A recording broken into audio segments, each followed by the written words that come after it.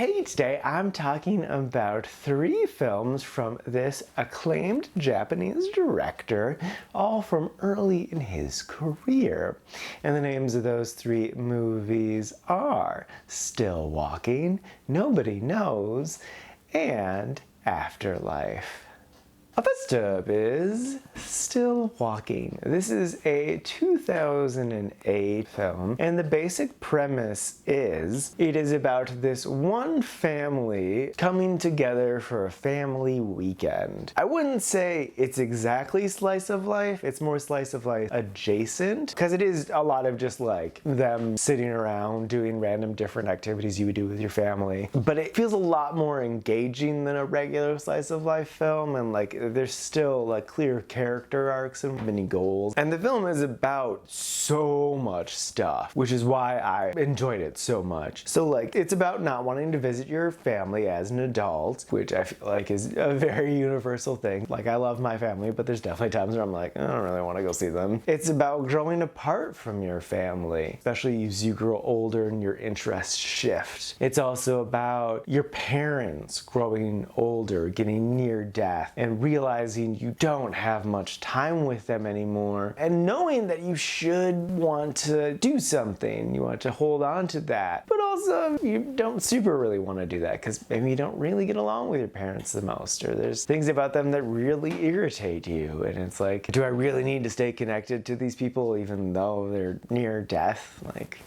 and then feeling bad about not caring, because you should care, it's your family. You definitely need to care about these people. And then in turn, it's also about living in the shadow of your siblings, especially when one gets put on such a high pedestal. And then also you're competing with the fantasy version of you that lives in your parents' brains, that like they think this is what you should be doing, where you should be at this point in your life, and you're not doing those things because they're just insanely high expectations that no one could really meet. So how do you even cope with that? And it's also about like what is family and how to honor family, especially like when someone dies, or when does an adopted child become an actual child, and like the opposite of that of like when does your step parent become an actual parent. And then it's also about food. There's so much food in this movie. There's an absurd amount of food in this movie. They were just constantly eating. But that is very much so a familial thing. We come together to eat for mealtime, and we know it's something we can provide for others, and it's something that others need, that we all need to eat. So yeah, no, it's just such a really fascinating, engaging story. And like, I have a good relationship with my family, but I could still easily relate to this movie. Like there are definitely shades of things that I could see within myself and within my family. It's a really interesting film that is well worth a watch. I think it's a universal film. Like we all have those moments of not wanting to be around family, and then also feeling guilty about that, and questions we have about family stuff. Yeah, no, it's a fantastic film that I would highly, highly, highly recommend.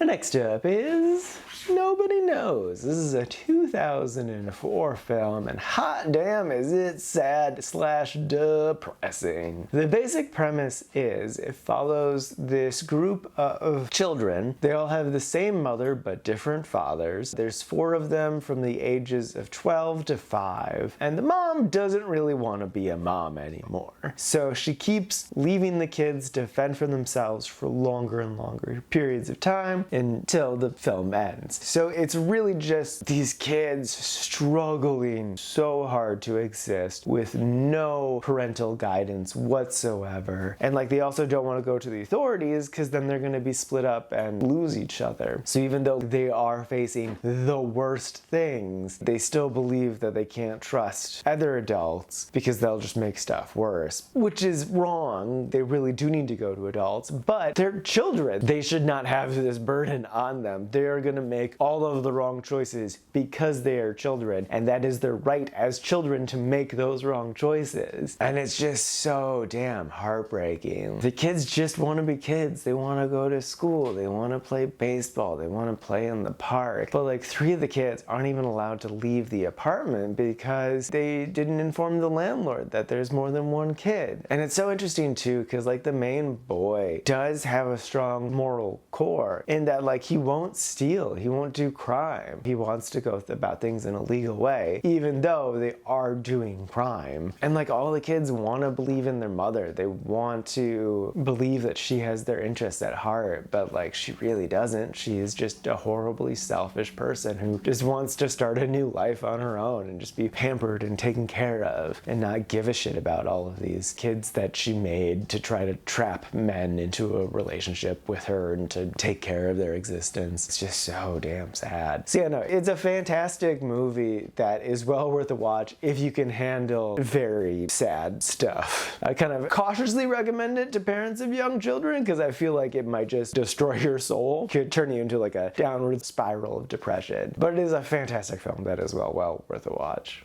And lastly is Afterlife. This is a 1998 film, and the basic premise is after one dies, they spend a week in this sort of purgatory place where you have 3 days to decide what is the one greatest memory you have from your life. Then the next 3 days, the people who run this little way station will then recreate that memory for you, make it into a little film, and then on the last day, they will screen these films, and then you will go on to the next stage of the afterlife, only carrying with you that one memory. So everything else of your existence is forgotten. It's just that one memory that you decided on is all that will be you for the rest of whatever is next. It's a really interesting concept for sure, but it is definitely slow, and a lot of it is people just reminiscing about their lives, which can be interesting, but also I kind of just didn't care for chunks of the time, to the point of I legit got bored. I was definitely bored.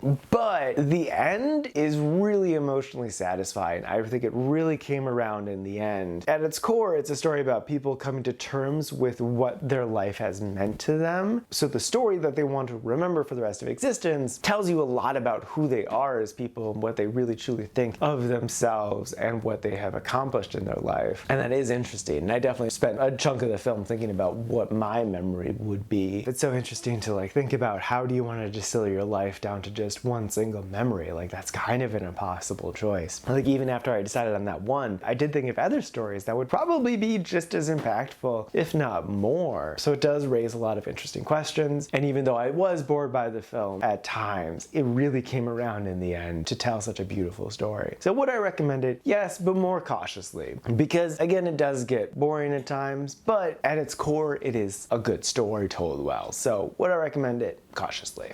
Alrighty, now for today's rankings. First up, we got Still Walking, sitting number 14 in the Really Like section. And then after that is Nobody Knows, sitting at number 20, again in the Really Like section. And then bringing up the rear is Afterlife, sitting at number 39 in the Quite Like section, really close to the top. And this is out of a total of 120 old movies so far this year.